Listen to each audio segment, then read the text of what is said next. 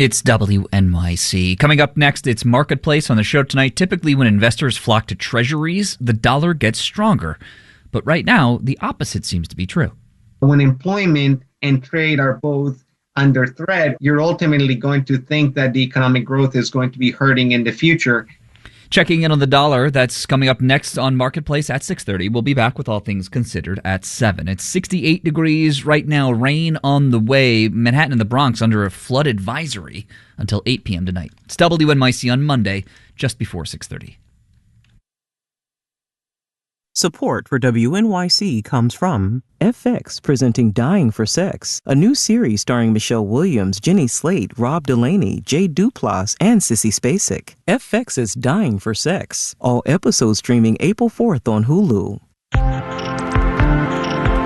This is WNYC 93.9 FM and AM 820. NPR News and the New York Conversation.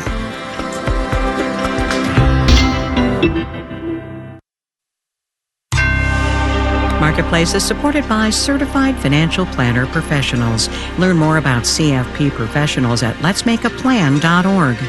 Tariffs are top of mind today, and honestly, probably tomorrow, and maybe seemingly sort of forever, at least for now. So let's just take it one day at a time. From American Public Media, this is Marketplace. Marketplace is supported by LHH. LHH believes that recruitment doesn't have to feel cold. Through craft, care, and passion, it can be beautiful. LHH, a beautiful working world. Learn more at lhh.com/beautiful. And by Progressive Insurance. Progressive is currently looking for individuals in a variety of career fields who are interested in building a career and joining an inclusive and unique culture. More information, including application, at progressive.com/careers. And by Amazon Business, dedicated to helping businesses save time on office tasks and empower leaders with business buying solutions that support teams to focus on growing the business. Learn about smart business buying at amazonbusiness.com.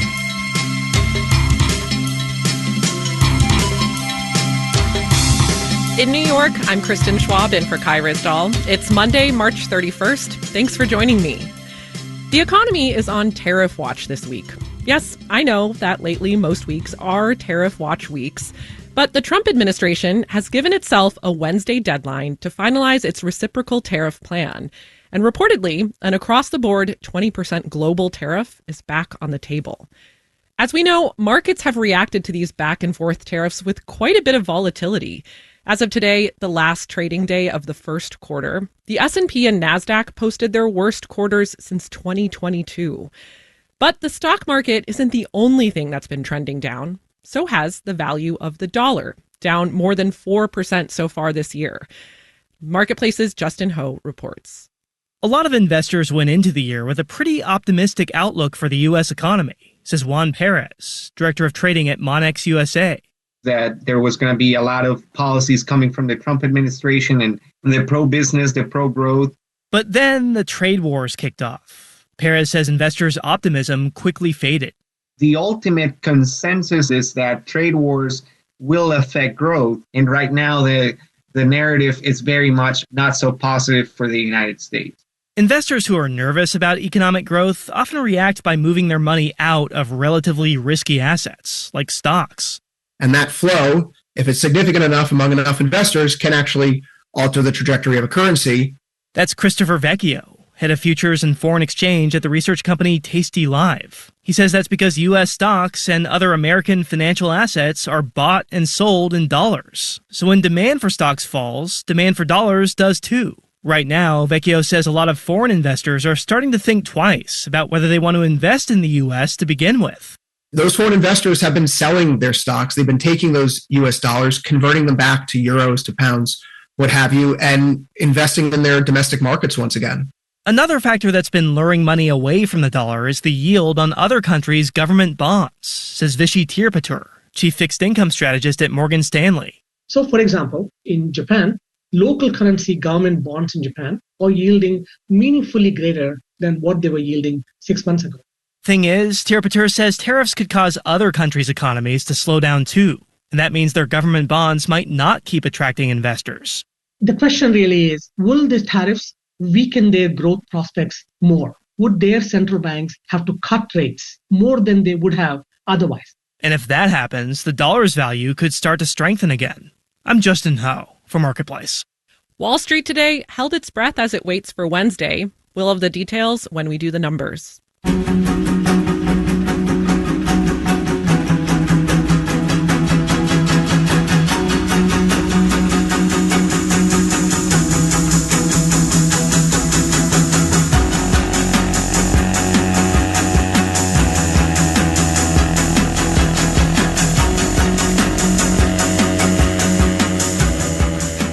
In February, when President Trump first announced 25% tariffs on goods from Canada and Mexico, I did a piece on how small businesses were coping. And among the people I talked to was Daniela Velasquez de Leon, general manager at Organics Unlimited in San Diego. The company imports bananas mostly from Mexico. As we know, most of the 25% border tariffs were rolled back, at least temporarily. They're now set to resume on Wednesday. Daniela is here to talk about how she's been navigating all this. Welcome to the program. Thank you for having me. Give me an update. How has business been? I mean, for the most part, we've been having a good year so far. What's scary is all of the uncertainty around tariffs. Everything could change from one day to the next. And it's just been a lot of whiplash from February to March and now April. Yeah, we talked, I think, last in February when tariffs were on the horizon and you were figuring out what to do. And then a lot happened after that. On March 4th, the Trump administration enacted a 25% tariff on products coming in from Canada and Mexico. And then March 6th, just 2 days later, he rolled those back. Before we get to the now, can you tell me what those 48 hours were like, if you can remember? They were pretty horrible. We had prepared for it as best we could, but there's very little guidance. We were talking to our customs brokers. Our customs brokers were talking to CBP, and even CBP didn't have clear direction on how to handle this. And in those 2 days alone, we paid over $14,000 in tariffs. Wow. And then just like that, they kind of temporarily went away. Does that mean your sort of chaos went away, or what's been happening for the last month or so? It feels like it's been psychological torture for the last couple months. We've done as much preparing as we can. And even just the costs of preparing have been crazy. I mean, we're a small business. We got an invoice from our legal team for almost $40,000 just in guidance for how to approach these tariffs. And even so, we didn't have a concrete, clear direction of this is exactly how you should be managing this, how you should be doing the valuation. And so it feels like the fate of our future is in the hands of the president and what he decides this week. Yeah. Well, these tariffs are meant to be back on in just a couple days. What does that mean for you? I mean, we're trying to stay optimistic. I'm hopeful that we're going to come together and figure out a way to survive and get through to the other side. But if I'm more realistic than optimistic, that seems very difficult if these tariffs do go into place all the way. Mm-hmm. What are you hearing from the grower side, from these farmers? They're very concerned. So all of these growers that we've been working with for generations, my great-grandfather was a banana grower. It's a whole region that depends on this commodity to survive and to thrive.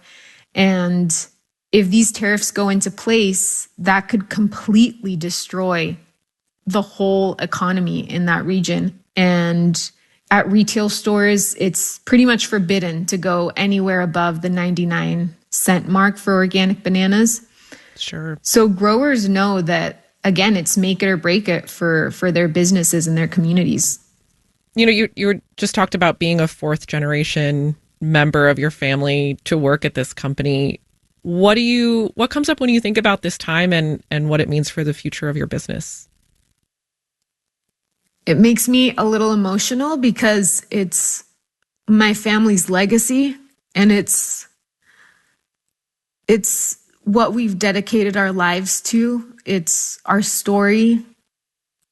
And we've made a name for ourselves in the industry and also in our growing communities. So it's not just our businesses, our employees, our customers on the line. It's also all of these programs that we've dedicated this business to on the line. So honestly, it's kind of an emotional roller coaster these past few months and going into this week.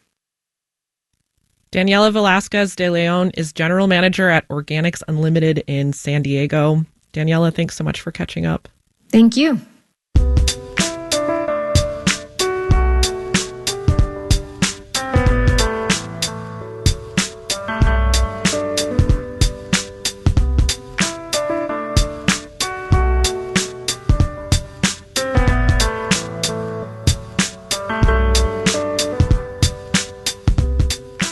We'll get a new jobs report from the Bureau of Labor Statistics on Friday. And a category I'll be keeping tabs on is one that's super sensitive to how consumers are feeling about the economy.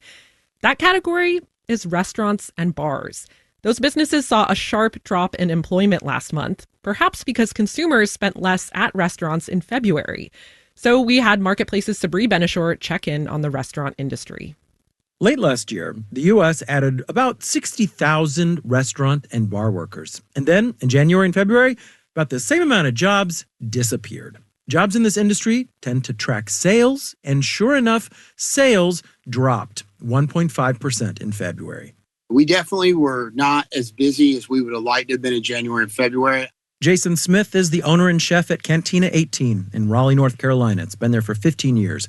He put some of this down to the weather. In January, it was sub-zero or snowing all the way down into Florida. I have a lot of empty nesters and, older clientele. And when it's, 25 degrees 5 days in a row, a lot of those folks just don't go out, understandably. We closed, I think, 2 nights. The snow's, it's expensive. But it may have been more than just the snow. February is where we start to see a definitive shift in consumer behavior. RJ Hotovy is head of analytical research at Placer AI, which is able to use anonymized mobile device data to see foot traffic. And he zeroed in on restaurants. Visitation trends for really every restaurant category were down year over year. This was around the same time that consumer sentiment surveys showed people were getting extra anxious. And Hotovy says that is not a coincidence. People are asking a lot of questions about the direction of the economy. I think that's certainly had an impact on things. And the reason why we believe that is because it was so widespread across a lot of retail and restaurant categories. Tariffs pushing up prices is a source of that anxiety for customers, but also for the restaurants themselves, especially if they get certain foods from, say, Mexico. I am a lowly guacamole salesman. Jason Smith again at Cantina 18. I also am a lowly tequila salesman. So I am more than puckered up about it. Yes, but nothing's happened yet. So let's just hold on before we panic. Some restaurants are trying to plan. Amber Mashakis is president of LM Restaurants, which has 34 locations in the Southeast. If we get tariffs on, tequila and Mexican beer, all right, we have a formula. We know how to respond. We know what to do. But planning for specific tariffs is tough when they keep changing by the day or even the hour. And so instead of trying to get kind of all wrapped up in this go, no go, stop, start kind of mentality, our focus is just creating an agile organization. So no matter what happens this year, we're prepared. The one thing Mashaka says she cannot do is pass costs on to customers. It's going to be our last option. That's the bind a lot of restaurants are in. Customers might just lose it if menu prices start soaring again. The primary headwind to customer traffic formation at restaurants has been inflation. David Portaladin is food industry advisor for market research firm Circana. Price hikes are a no-go for another reason. The restaurant landscape has gotten even more competitive. Actually, more restaurant locations, but less traffic than in 2019. Restaurants do have options, especially if it's just a few ingredients that are hit by tariffs. Rich Shank is a senior principal at Technomic. They can reformulate their recipes. They can swap a product in and out. And despite the rough start to the year, a lot of analysts say 2025 may turn out to be okay for restaurants. We are predicting modest levels of growth this year. Because Schenck says people do need to eat.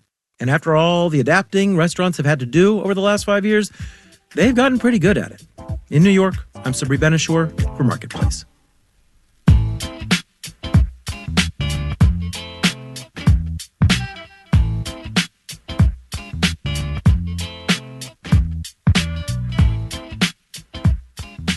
I'm about to say something that probably isn't news for anyone listening. It has gotten a lot harder to afford a home. Just how much harder? Well, a new study out from Bankrate this morning says the household income needed to buy a typical home in the U.S., typical meaning a home listed at the median national sales price of about $418,000. The household income needed to buy that kind of home has gone from $78,000 in 2020 to $117,000 today. In other words, household needs to make 50% more. Marketplace's Kaylee Wells reports. There are two big reasons homes are so difficult to afford, says Redfin's chief economist, Daryl Fairweather. It's a combination of high prices and high mortgage rates. With higher home prices comes higher property taxes and home insurance premiums. On top of that, mortgage rates are nearly double what they were 5 years ago. The barriers to home ownership are really high, especially for people who are borrowing. You know who's more likely to borrow money to pay a mortgage? First-time home buyers. Mark Epley teaches real estate at Georgetown University. 26% of all houses purchased in 2024 were all cash. And they're squeezing out that first-time home buyer. He says that's partly why the average age of a first-time home buyer has gone up from 32 in 2020 to 38 today.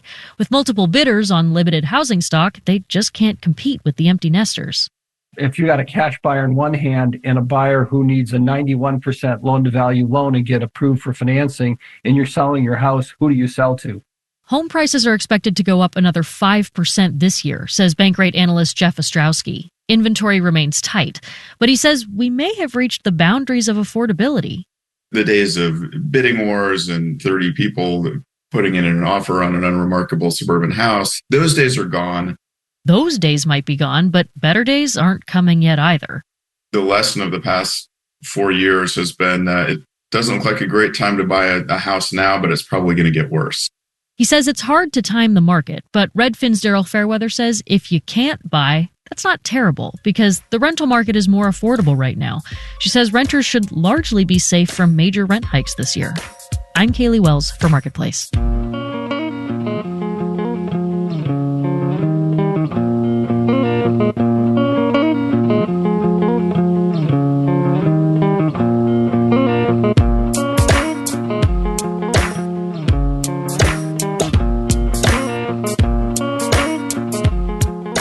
Coming up, the way our funding flows is per kid, and as the per kid numbers go down, so does our funding. Schools are their own economies too, you know. But first, let's do the numbers. The Dow Jones Industrial Average gained 417 points, 1%, to close at 42,001. The Nasdaq lost 23 points, 0.1%, to finish at 17,299. And the S&P 500 gained 30 points, 0.6%, to end at 5611. We heard from Sabri Benishore earlier about a drop in hiring by restaurants and bars. In some related stocks, Brinker International, which owns Chili's and Maggiano's Little Italy, gained 1%. Darden Restaurants, which owns Olive Garden, served up 1.3%. Cheesecake Factory Incorporated, ticker is Cake, C-A-K-E, sank 2%. Bonds rose. The yield on the 10-year T-note fell to 4.21%. You're listening to Marketplace.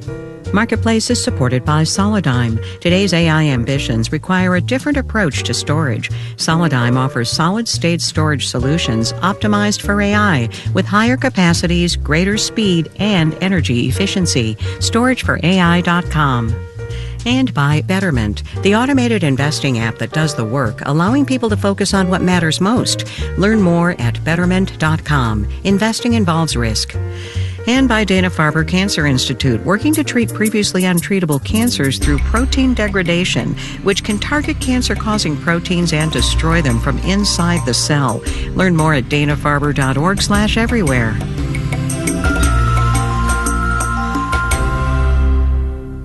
WNYC is supported by the Jewish Museum. On view through August 10, the Book of Esther in the Age of Rembrandt presents masterpieces by Rembrandt and his contemporaries inspired by the heroic story of biblical Queen Esther. Tickets at thejewishmuseum.org.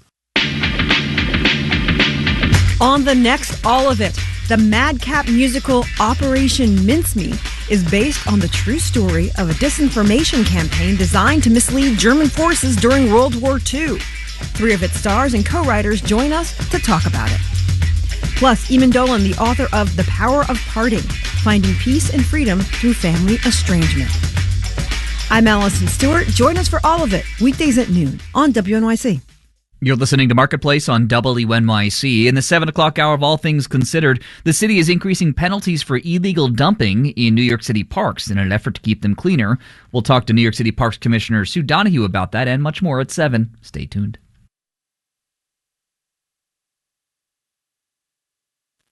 This is Marketplace. I'm Kristen Schwab. We started the show with tariffs and its ripple effects here in the U.S. Now, let's look at some of the consequences abroad, or perhaps opportunities. The head of the European Central Bank, Christine Lagarde, said today in an interview with Radio France that the current geopolitical situation marks, quote, the beginning of a march towards independence for Europe, and that the decision to impose tariffs on European exports means the continent can come together to take greater control of its destiny. Europe has been dealing with some macroeconomic challenges, including slow economic growth. Marketplace's Stephanie Hughes has more. The crux of Lagarde's message: this isn't so much a moment of crisis, but of opportunity. Make America great again, maybe actually mega, and maybe make Europe great again. Harold James is a professor of history and international affairs at Princeton. He says Europe's been dealing with an aging population and a relatively low level of investment in innovation. It's not that Europe doesn't produce good ideas, but they haven't really translated that into mass marketing of these products. But now James says Europe's making more money available for areas like defense spending, and it's not going to be on old-fashioned trench digging equipment. The war of the future is about drones and about electronic warfare. James says there's hope some producers in sectors that'll likely be hurt by U.S. tariffs, like automakers, could convert to high-tech defense manufacturing. But Angel Talavera at Oxford Economics warns building this kind of high-tech ecosystem is really hard. You hear this very, very often in many countries, like, we're going to turn this area into the Silicon Valley of country X. But it doesn't happen very often. Talavera says there are things the EU could do to make it easier for companies to grow across borders, like having a less fragmented banking system. You have a bank operating in Spain and the same bank operating in Portugal, and they have to be operating under 2 different licenses. You cannot have a bank account that is the same one in both countries. But getting buy-in for this sort of thing is tough, says Shannon O'Neill with the Council on Foreign Relations. It's never easy when you're bringing together more than 24 countries with all of their politics. O'Neill says it might not be so much a march towards independence, as Lagarde suggests, but more of a walk, maybe even a crawl. I'm Stephanie Hughes for Marketplace.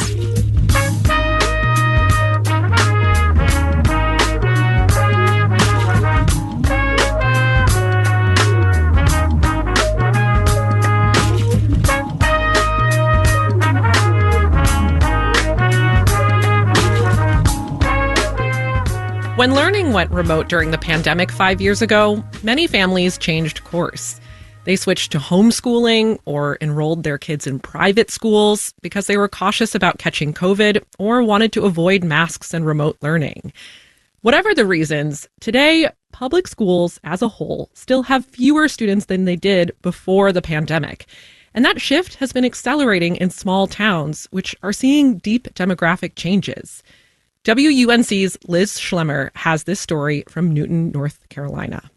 About an hour outside Charlotte, construction is underway for a brand new Newton Conover High School. Superintendent Aaron Gabriel says it will serve both small towns, which are set just off the interstate in rural North Carolina. We just got to figure out how to get people to follow and more people to have babies and bring them here. In the 5 years it took to plan and build this school, student enrollment in this small district dropped 11%. Now a school that was meant to prevent overcrowding isn't likely to be crowded. Gabriel doesn't know why. There are no competing charter schools, and it's not like the town recently lost a factory, but fewer kids keep showing up for kindergarten. Still scratch my head, but I can't control it. Gabriel gets annual enrollment projections from the state, but they're based on historical trends and are not a crystal ball. Nathan Dollar is the director of Carolina Demography at UNC Chapel Hill. He hasn't analyzed what's happening in Newton Conover specifically, but he says there are 3 factors causing enrollment decline across the state. Number 1 is births. You have market share, and then you have migration. Dollar says for any school district, you have to look at all 3, starting with births. So fertility is on the decline everywhere. The birth rate in North Carolina and the country has been falling for almost 20 years. Then it took a nosedive with the pandemic. As far as migration, North Carolina has been gaining residents from other states, but they're not coming in droves to rural places like Newton. Most of the people that are moving to North Carolina are moving to our urban centers, and they're in those prime working ages, so they're the most likely to have children. Then the last factor is what Dollar calls market share, which is people leaving the particular school district to go home schools, to charter schools, and to private schools.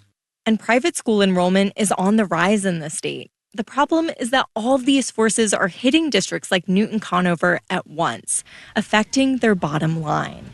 Superintendent Gabriel is now at the end of his day. He's at South Newton Elementary, a school that has been losing students. You know, the way our funding flows is per kid, and as the per kid numbers go down, so does our funding. Most of that funding goes to pay educators.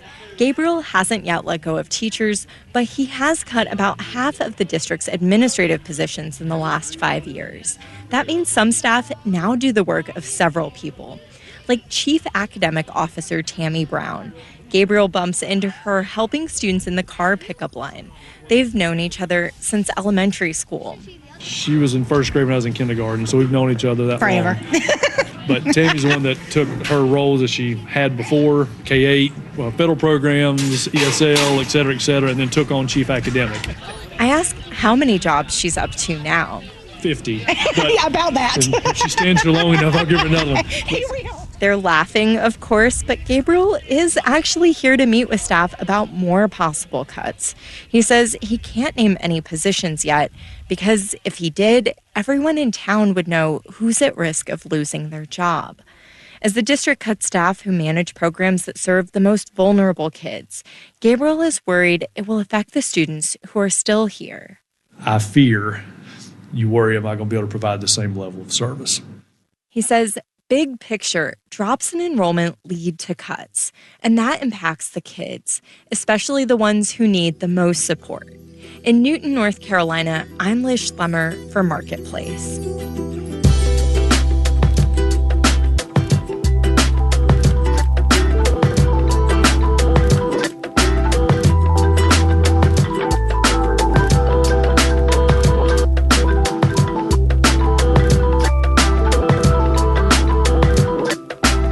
Marketplace is supported by Bitwarden Password Manager. Designed for individuals and businesses, Bitwarden helps secure sensitive information across devices without the need to remember multiple passwords for every account. Learn more at bitwarden.com. And by Odoo, dedicated to providing software designed to scale with businesses. Odoo's programs for manufacturing, accounting, and more aim to provide building blocks for creating a custom software suite. Odoo, what small businesses need. This final note on the way out today, saw this on CNN. The Trump administration says it expects tariffs to bring in $6 trillion in revenue in the next decade, which could amount to the biggest tax hike in U.S. history. It would be triple the tax increase set in 1942 to pay for World War II. First of all, I'm not totally sure how this $6 trillion figure is being calculated if we don't yet have a clearly structured and set tariff policy. Second, the administration continues to say that tariffs are tax cuts for American consumers. So we'll just say it again.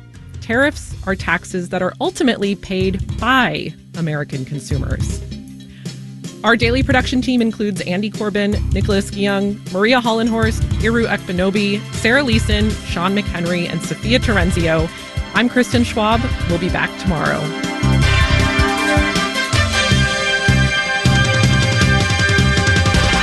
This is APM.